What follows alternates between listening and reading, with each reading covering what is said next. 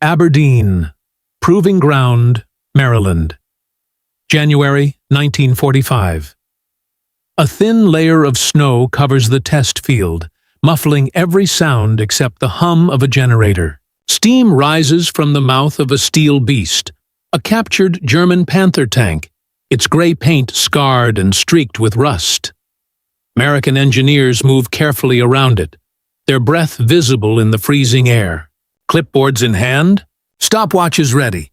A single mechanic climbs onto the rear deck, gripping a crank handle worn smooth by war.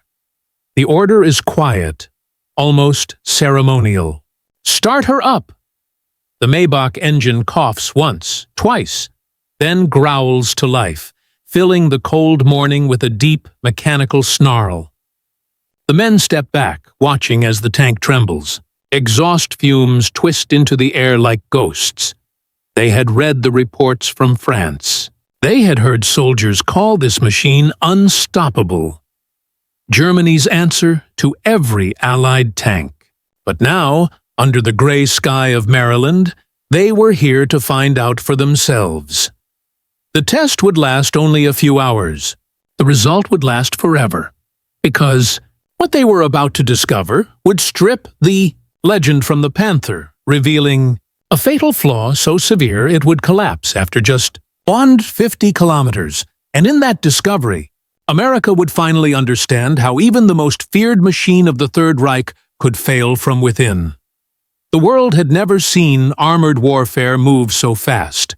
When Operation Barbarossa began on June 22nd, German panzers carved across the Soviet frontier like a steel tide. Thousands of tanks surged eastward. Panzer IIIs and IVs leading the charge through endless plains and forests. At first, it seemed unstoppable. Columns of Red Army armor burned by the hundreds. Towns fell in days. The Wehrmacht advanced nearly 500 kilometers in less than 3 weeks. But then, the myth cracked. Near the town of Mtsensk, German tank crews met a machine that defied everything they thought they knew. It was angular, squat, and deadly silent. Its gun, the 76.2D TD F-34, punched through German armor at ranges they couldn't match. Its sloped plating made shells glance off harmlessly. It was the T-34, the Soviet Union's mechanical revelation. Suddenly, the hunter had become the hunted. German officers were stunned. Reports from the front read like confessions. Our Panzer IV's gun cannot penetrate it, even at close range. Its armor is impenetrable. Its speed, astonishing. The shock reached Berlin like a thunderclap.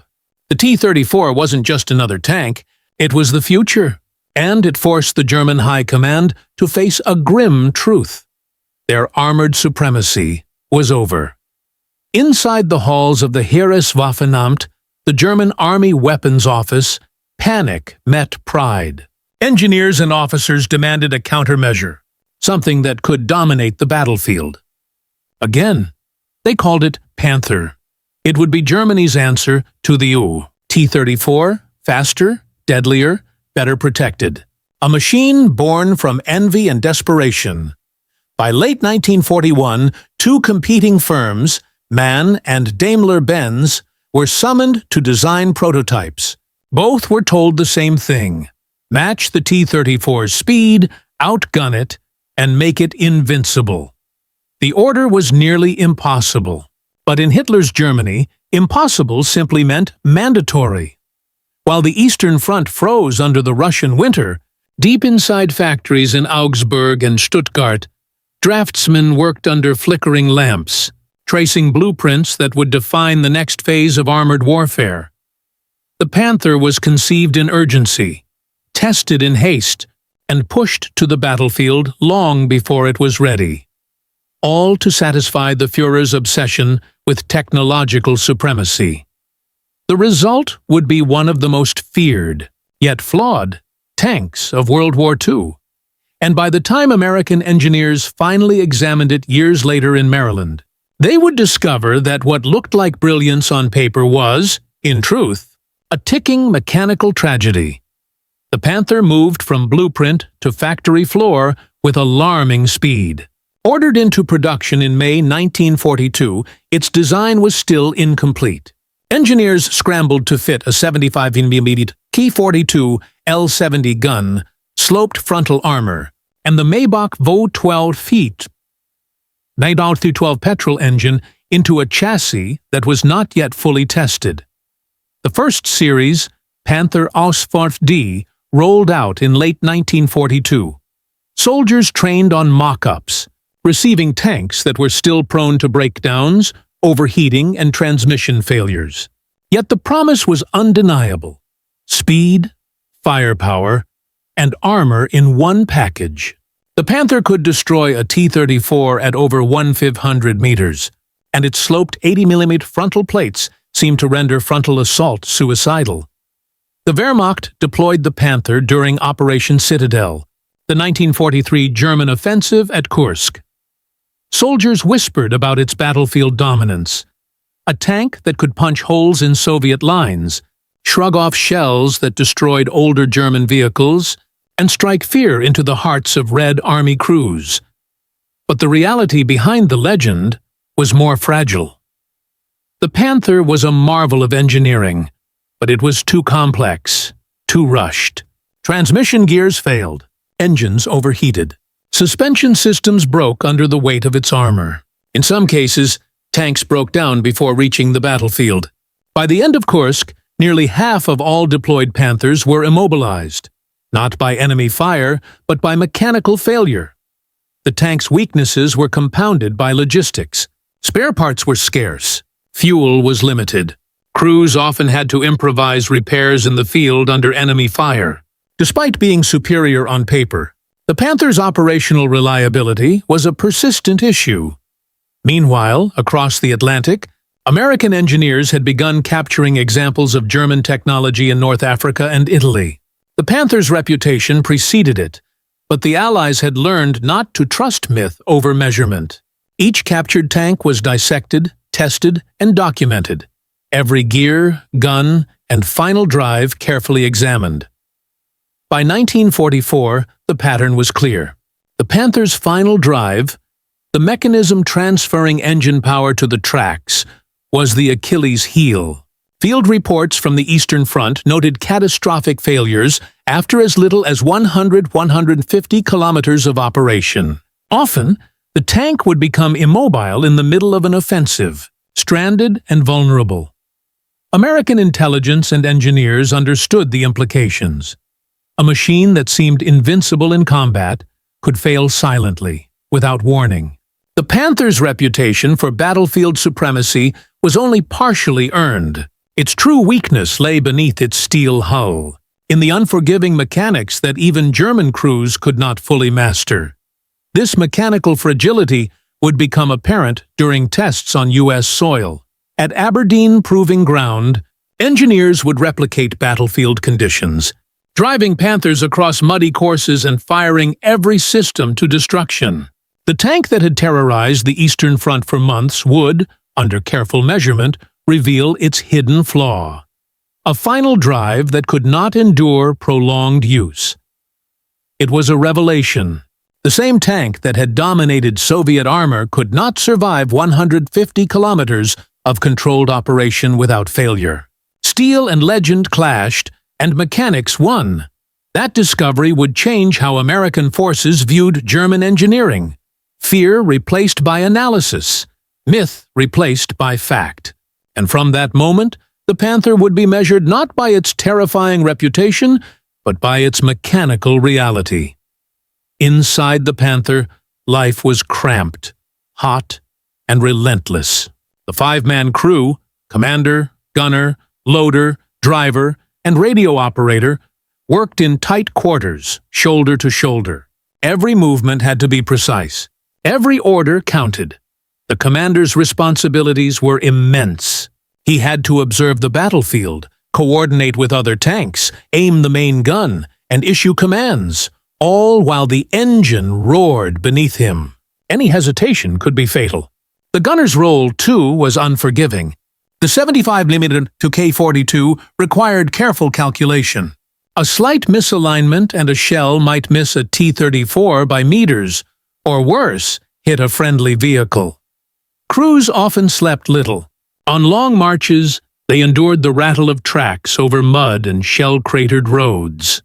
Meals were cold, maintenance was constant, and all the while, the final drive, the tank's vulnerable heartbeat, could fail without warning, stranding them in no man's land.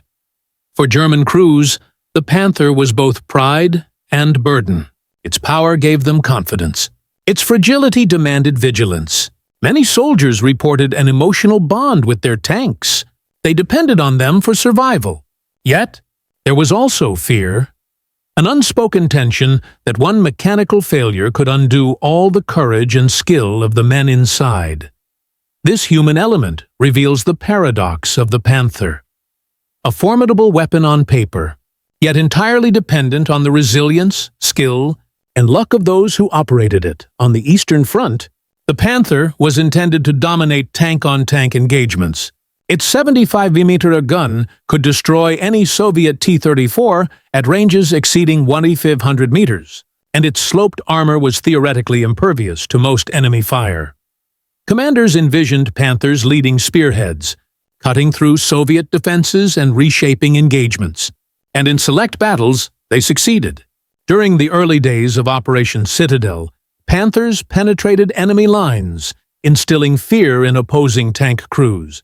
But tactics often collided with reality. The Panther's mechanical unreliability meant that many units were immobilized before they could engage. Poor maintenance, overtaxed supply lines, and limited fuel forced commanders to move conservatively. Mechanical failures often created gaps in formations, leaving other tanks exposed to enemy fire. Moreover, terrain mattered.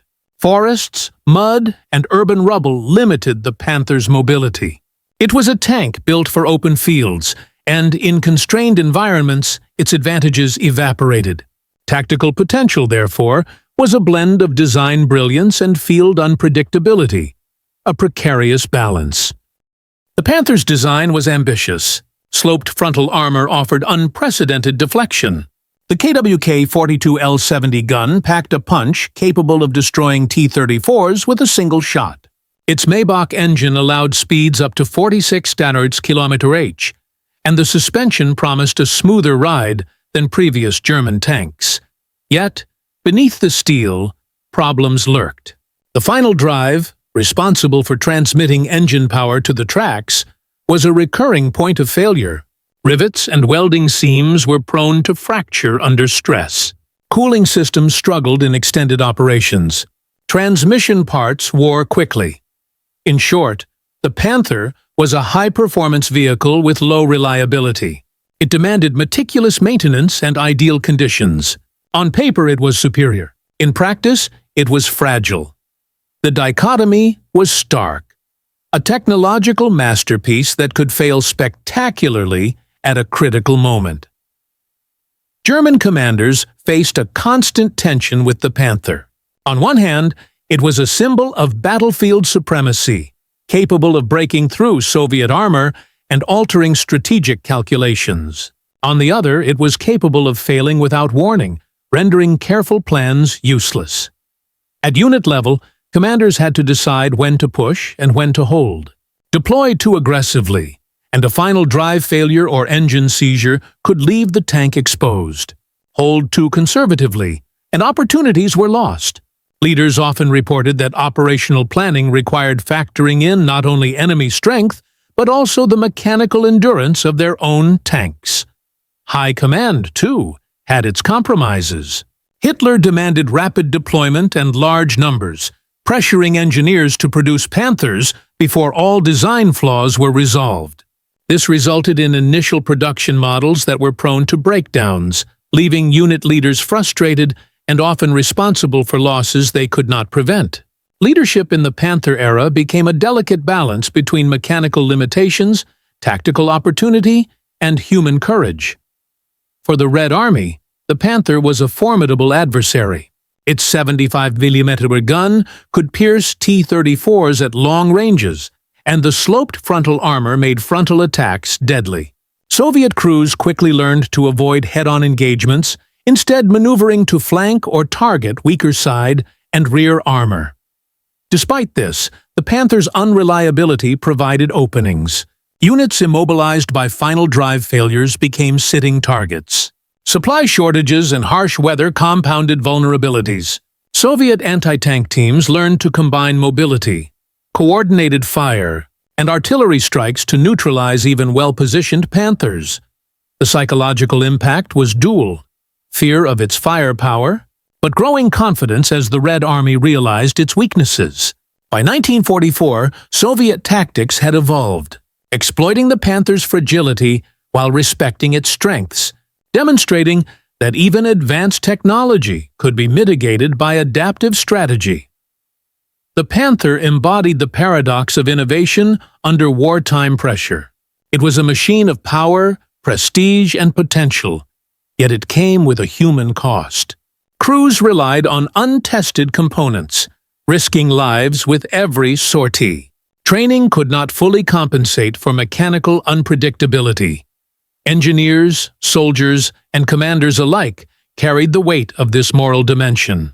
The Panther's failures often resulted in unnecessary casualties, not due to lack of skill or bravery, but because ambition had outrun reality. Each breakdown was a stark reminder that cutting-edge design could be as lethal to its operators as to the enemy. Ultimately, the Panther was a lesson in responsibility, caution, and the limits of human and machine. Its story reminds us that technological innovation carries ethical and operational consequences, especially in war. The concrete test range stretched under a pale winter sun. Frost clung to the edges of the asphalt, and the air smelled faintly of oil, metal, and wet earth. Here, the U.S. Army prepared to study a prize, a captured German Panther, the Panzer IV, fresh from the shattered Eastern Front. American engineers had painstakingly transported the vehicle across the Atlantic. Its paint was faded, its tracks dented and mud-caked, but it was intact. Every plate of armor, every wheel, every rivet, all would be scrutinized. The objective was simple yet revealing: push the Panther to operational limits, simulate battlefield conditions, and determine weaknesses. The tank rumbled to life, the Maybach V12 engine coughing, then roaring as it moved over dirt, gravel, and shallow mud tracks. Engineers recorded every vibration, every sound, every minor mechanical hiccup. Within the first 150 kilometers, the inevitable happened. The final drive, the Panther's most critical and fragile component, failed. A grinding screech echoed across the range. The transmission jammed, locking the tracks. The massive vehicle, capable of crushing obstacles and piercing enemy lines, stood still, immobile, vulnerable. Observers noted the irony immediately.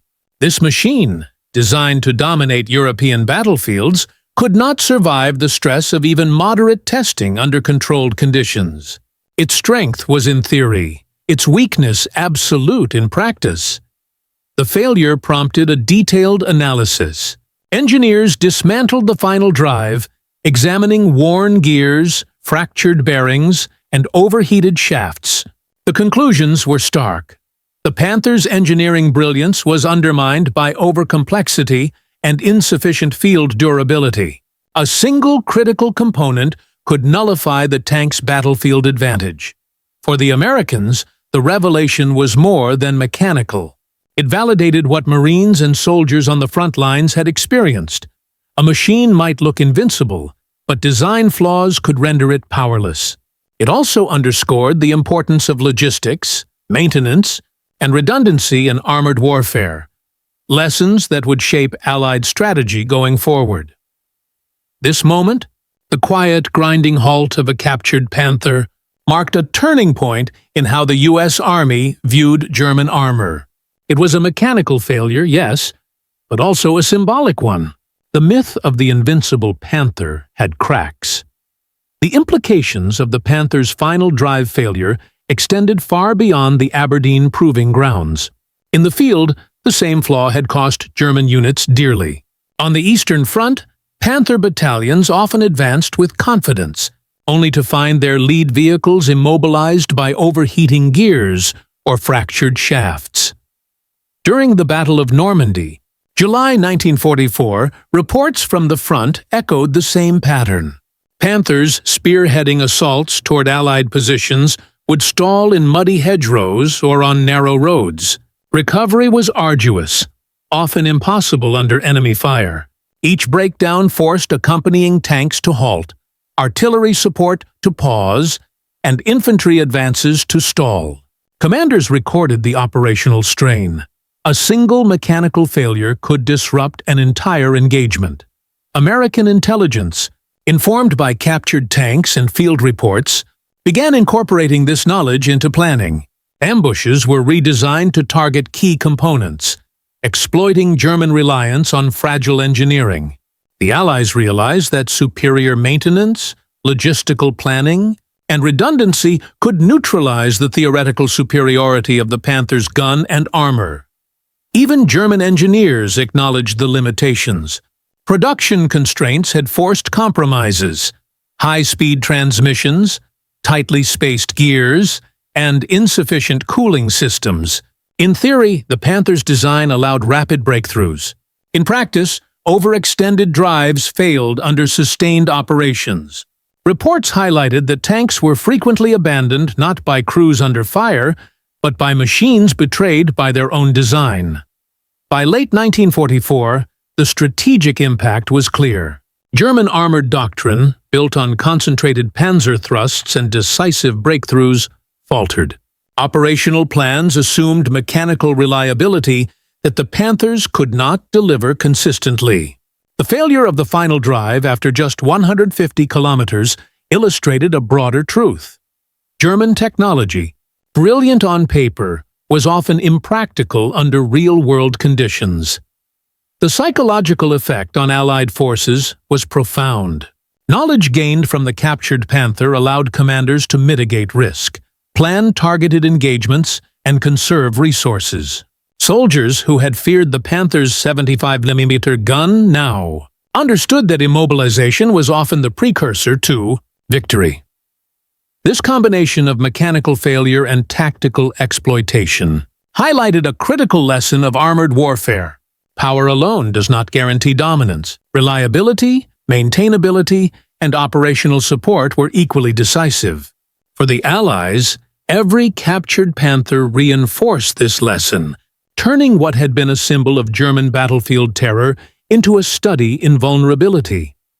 The grinding halt of the Panther on the test range mirrored countless breakdowns across Europe, foreshadowed the eventual collapse of Germany's armored offensives. Machines that could dominate in theory had faltered in practice. A turning point not only in technology, but in the war itself. The failure of the Panther's final drive was not an isolated curiosity. Across the Western and Eastern fronts, the mechanical fragility of German armored units became painfully evident.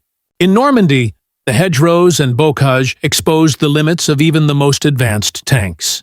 Panthers, designed for speed and firepower, frequently ground to a halt in mud or on narrow tracks.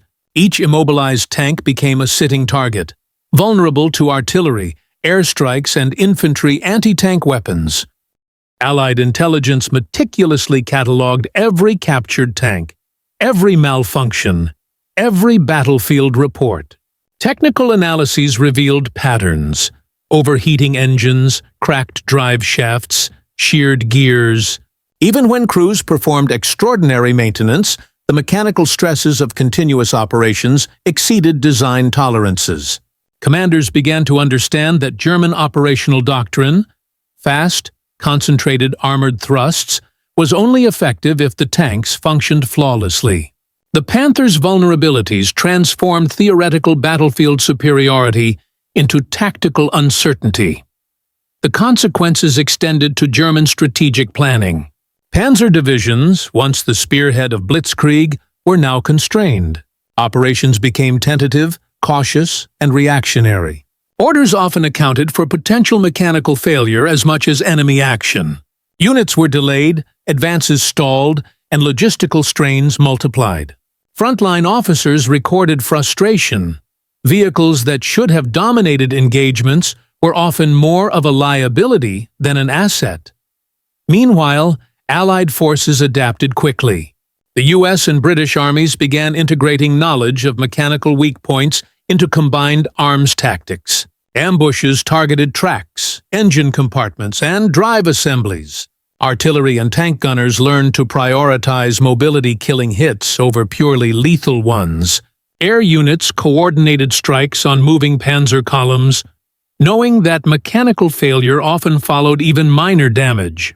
Every engagement reinforced a critical lesson: defeating German armor was as much a matter of exploiting engineering flaws as battlefield skill. The captured Panthers tested at Aberdeen and other proving grounds further amplified these lessons. Engineers recreated battlefield conditions, firing at engines, transmissions, and suspension systems. Each test confirmed what soldiers already knew. The Panther, though fearsome in gunpowder and armor thickness, was only as effective as its weakest components. By late 1944, German armored effectiveness was declining. Panthers still posed a threat, but one now understood and mitigated by Allied forces. The psychological edge they once held had eroded. Soldiers no longer feared them as unstoppable weapons. They recognized vulnerability, and with that recognition came confidence. This shift in perception changed the nature of engagements. Battles were fought with greater calculation, fewer casualties from surprise, and a growing emphasis on combined arms. The Panther, once a symbol of technological dominance, had become both a cautionary tale and a tool for Allied learning. The mechanical failure of the Panther's final drive was more than a technical issue. It symbolized the limitations of German industrial capacity, the vulnerabilities of overcomplex engineering, and the decisive impact of operational reliability. These insights shaped Allied strategy for the remainder of the war, from the plains of Europe to the heart of Germany. The breakdowns of the Panther had a cascading effect across the German war effort. Units that once relied on speed and firepower now faced logistical nightmares. Recovery teams were stretched thin, spare parts scarce, and maintenance crews overwhelmed. Each stalled Panther created a bottleneck in movement, delaying entire formations and leaving flanks exposed. Frontline officers documented instances where a single immobilized tank forced a retreat or aborted assault, a stark contrast to the doctrine of unstoppable armored thrusts that had defined German strategy in 1941–42. The psychological toll on German crews was equally profound. Men trained to trust in their machines faced a grim realization. Their greatest fear was not enemy fire, but the fragility of their own tanks. Letters and diaries from panzer crews reveal growing frustration, exhaustion, and loss of confidence. Soldiers who had once regarded the Panther as a near-mythical weapon began to treat it cautiously, doubting whether it could survive even minor skirmishes. Confidence in the panzer divisions eroded, affecting morale across the front. For the Allies, the discovery of these mechanical weaknesses was a strategic boon. Knowledge gained from captured Panthers and battlefield observations allowed commanders to plan with precision. Infantry, artillery, and armored units coordinated attacks targeting weak points, often neutralizing superior German tanks without direct frontal confrontation. Airstrikes, informed by intelligence, focused on immobilizing or isolating panzer columns. The Panther's mechanical frailty, once a secret advantage for the Allies, became an operational multiplier, reducing casualties and accelerating advances. The broader implications extended to German armored doctrine. High Command faced a difficult choice: invest in redesign and production of more reliable tanks, or continue deploying flawed Panthers. Industrial realities left little room for innovation. Allied bombing campaigns had destroyed factories, and critical materials were scarce. Redesigning the Panther was impractical, Crews were forced to operate existing tanks, knowing full well their limitations. This forced reliance on flawed machinery highlighted the growing gap between German ambition and industrial capability. In strategic terms, the Panther's failures accelerated the collapse of Germany's armored offensives. Normandy, the Ardennes, and the Rhineland all bore witness to stalled tanks, abandoned vehicles, and piecemeal attacks. Each immobilized Panther diminished the tactical flexibility of German forces, allowing the Allies to exploit gaps and achieve breakthroughs previously unimaginable. Historians note that mechanical failure, more than sheer enemy firepower, contributed decisively to the degradation of Germany's panzer forces in the final year of the war. By war's end, the Panther had earned a paradoxical legacy. It remained a technological marvel on paper, powerful, heavily armed, and heavily armored. Yet its operational reality told a different story. The tanks that rolled into battle with promise often did not reach their objectives, their failures documented meticulously by both sides. For the Allies, each captured or destroyed Panther became a lesson in engineering, planning, and exploitation. For the Germans, each breakdown was a reminder that technological sophistication, without reliability and logistical foresight, could not secure victory. The American engineers' experiments with captured Panthers, testing drives, armor, and guns under controlled conditions, mirrored battlefield realities. Every failure reinforced the lesson. The ultimate measure of a weapon is not theoretical design, but performance under stress and duration. And in that measure, the Panther, despite its formidable reputation, had repeatedly fallen short. This understanding shaped post-war armored development. Lessons learned in reliability, maintainability, and crew ergonomics influenced both U.S. and German tank designs for decades. The wartime fate of the Panther emphasized that battlefield dominance requires more than innovation. It demands endurance, simplicity, and adaptability. The story of the Panther's final drive, failing after just 150 kilometers, thus stands as both a technical case study and a metaphor for the wider war. Ambition without pragmatism, sophistication without reliability, and strength without resilience ultimately falter under sustained pressure. The Panther tank occupies a curious space in the history of armored warfare. On paper, it represented the apex of German engineering, a blend of firepower, protection, and mobility designed to dominate any battlefield. Yet in practice, it revealed a timeless truth. Technological brilliance alone cannot guarantee victory. Its final drive, failing after a mere 150 kilometers, symbolizes the tension between ambition and reality. A machine built to strike terror, undone by its own complexity and the limits of wartime production. For the soldiers who operated it, the Panther was a double-edged sword. Pride and confidence came with every turret rotated and every 75mm shell fired. Yet, those same crews faced the constant shadow of mechanical failure, the silent threat that a perfectly aimed shot might never come because their tank itself could not endure the journey. The juxtaposition of human courage and mechanical fragility became one of the defining ironies of the tank war. For the Allies, capturing and testing Panthers was more than an exercise in curiosity. Each breakdown, each component failure, and each structural flaw offered insight into how to fight and how to win. The lessons extracted from the Panther's weaknesses influenced tactics, armored doctrine, and even post-war tank design. It was a reminder that understanding the limits of your enemy's tools can be as decisive as any battlefield maneuver.